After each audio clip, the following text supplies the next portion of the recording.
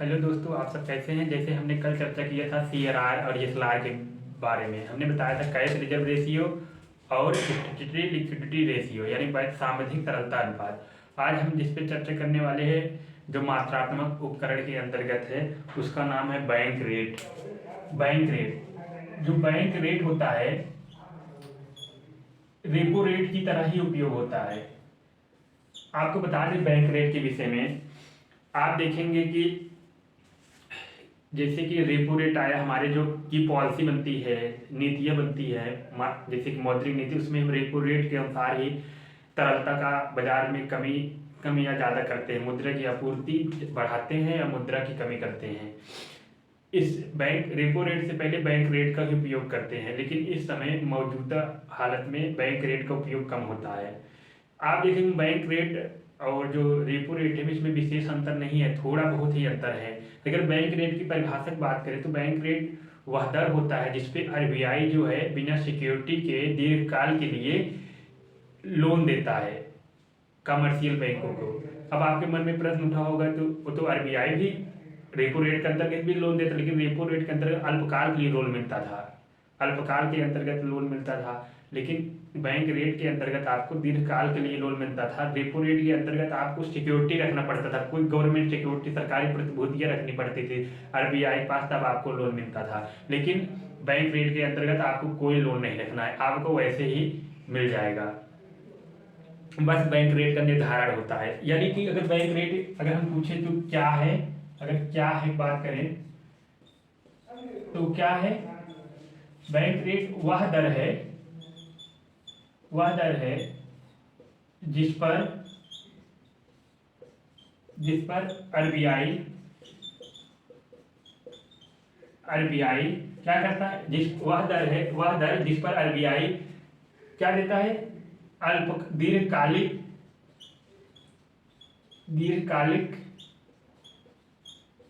Loan देता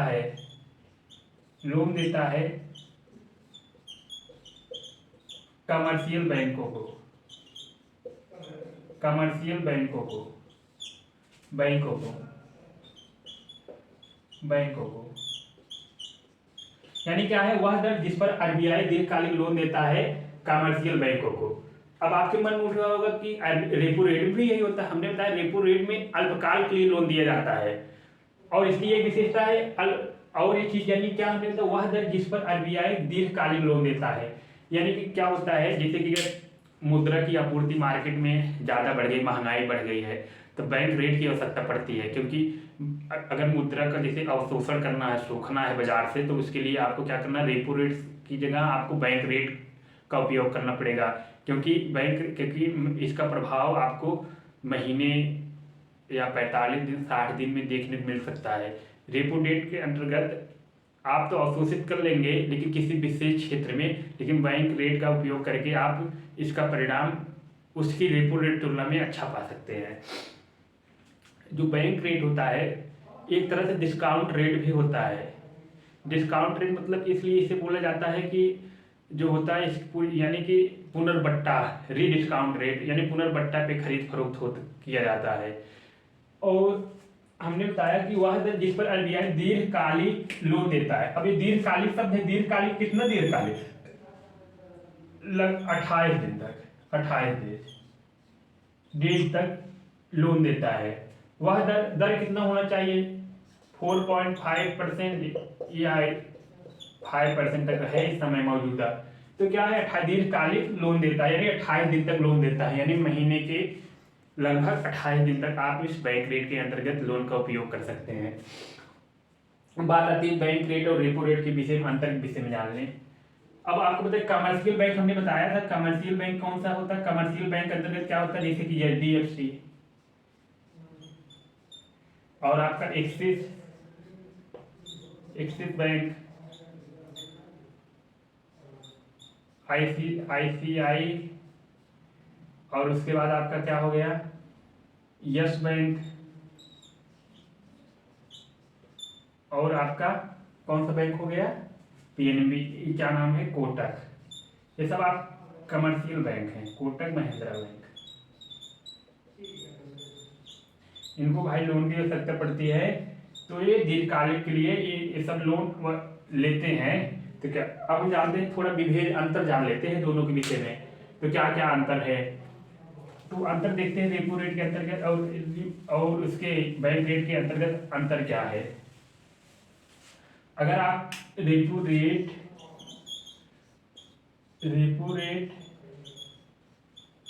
bank rate के बीच अंतर देखेंगे, क्या अंतर है। रेपो रेट में अल्पकालिक ऋण दिया जाता है, अल्पकालिक ऋण यानी कि 1 दिन से लेकर के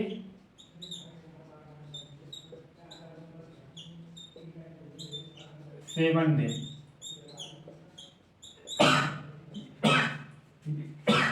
फिर उसके बाद अल्पकालिक ऋण देता है, इसमें दीर्घकालिक ऋण,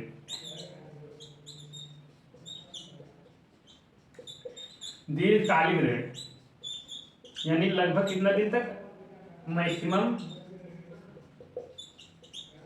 28 दिन कितना दिया जाता है।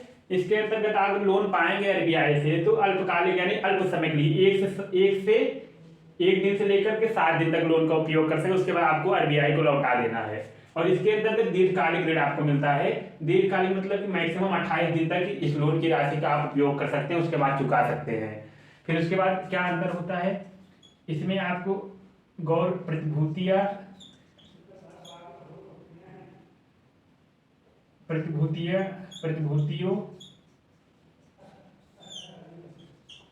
जमा करना पड़ता है।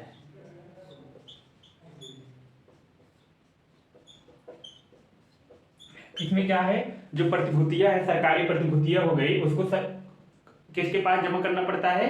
प्रतिभूति मतलब क्या है, वित्त उगाने का जो पत्र होता है, जैसे उसमें जैसे कि कंपनी का शेयर जो है, जो कंपनी का शेयर आपको मिला है, वो शेयर जैसे कि शेयर आप जब लेंगे तो उसका एक कागज मिलता है, प्रतिभूति जिसे बांड वगैरह बोलते हैं। तो बांड, ट्रेजरी बिल्स जो होते हैं प्रतिभूतियां, तो वही होते हैं, उसमें लिखा रहता है। तो क्या है, जमा करना पड़ता है, प्रतिभूतियों को जमा करना पड़ता है। आरबीआई पास आप रेपो रेट के अंतर्गत लोन लेने जाएंगे तो आपको जमा करना पड़ेगा। गवर्नमेंट सिक्योरिटी यानी प्रतिभूतियों को जमा कर, यहाँ कोई आपको प्रतिभूति नहीं जमा करना है, कोई प्रतिभूति नहीं जमा करना है।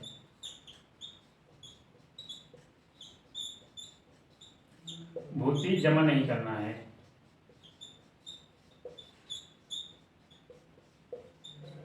यानी क्या है, यहाँ आपको कोई सिक्योरिटी, कोलेटरल एसेट्स नहीं जमा करना है, यानी प्रतिभूति कोई नहीं जमा करना है। आपको दीर्घकाल के अंतर्गत आप ये लोन लेना चाहते हैं, कोई प्रतिभूति आप बिना दीर्घकाल के लिए आप 28 दिन तक आप जा सकते हैं आराम से आरबीआई पास, बिना प्रतिभूति जमा किए लोन ले सकते हैं।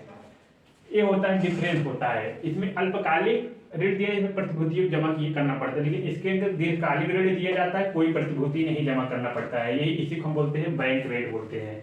तो शायद कंफर्म हो गया होगा इसके बीच डिफरेंट क्या है, रेपो रेट और बैंक रेट के बीच। अब हम फिर चल एक और चीज है, चल देखते हैं, उसका नाम है ओपन मार्केट ऑपरेशन, खुला बाजार परिचालन। ओपन मार्केट परिचालन क्या होता है कि जैसे कि जो हमारा आरबीआई होता है, खुले बाजार में प्रतिभूतियों और ट्रेजरी बिल की खरीद और फरोख्त करता है। क्या करता है, यानी देखेंगे ओपन मार्केट ऑपरेशन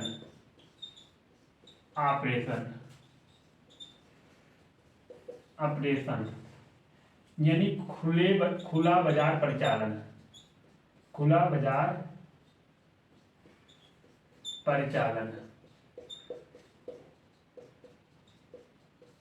कहने क्या मतलब हुआ हमारा। ओपन मार्केट ऑपरेशन क्या है, जैसे क्या होता है, जैसे आरबीआई है, आरबीआई को बाजार में देख रहे हैं कि इन्फ्लेशन को कंट्रोल करना हुआ, तो क्या करता है, प्रतिभूतियों को क्या करता है, खरीद लेता है। और इन्फ्लेशन को बढ़ाना है तो प्रतिभूतियों को यानी कि कम करना है तो बेच देता है। तो अभी हम समझते हैं, यानी क्या होता है खुला बाजार, जब आरबीआई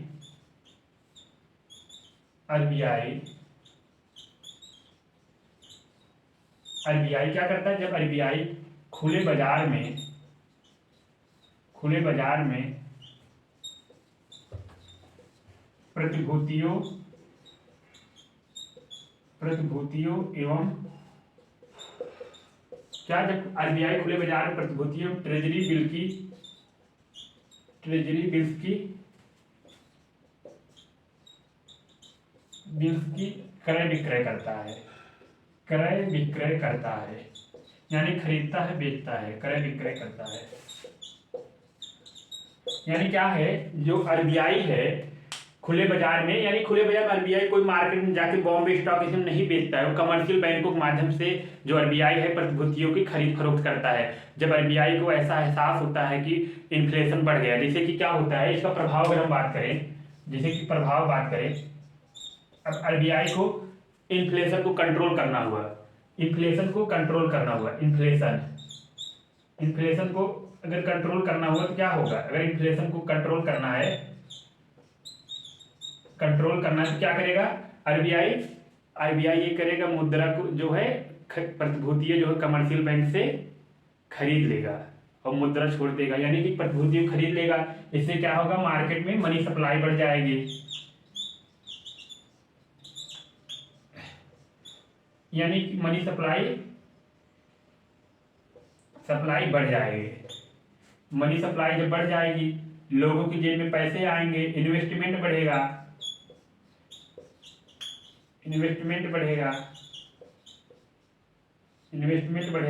यानी कि जो महंगाई बढ़ गई उसको नियंत्रित कैसे करना है, नियंत्रित करने के लिए क्या करेगा, प्रतिभूतियों को खरीद लिया। अगर जो आप बताइए आरबीआई जो है प्रतिभूतियां जो है खरीदेगा तो किसी बैंक से उसको पैसा देगा, नगद देगा, पैसा तो वो पैसा फिर बैंक ज्यादा मात्रा में लोन देंगे, जब ज्यादा मात्रा में लोन देंगे उनके पास ज्यादा पैसे आएंगे लोगों के पास, तो लोग ज्यादा खरीद फरोख्त कर पाएंगे, वस्तुओं सेवाओं को ज्यादा उपभोग कर पाएंगे।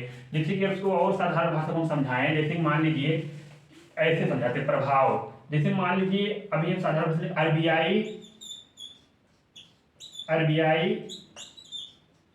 जब प्रतिभूतियों एवं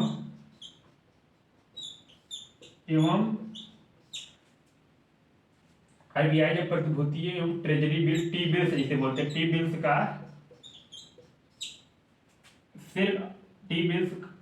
का क्रय विक्रय करता है, यानी क्रय करता है, खरीदता है, तो क्या प्रभाव पड़ता है, करता है। अब देखिए इसका प्रभाव, जब आरबीआई जब प्रतिभूतियों एवं टी बिल्स का क्रय करता है, खरीदता है, तो क्या होगा,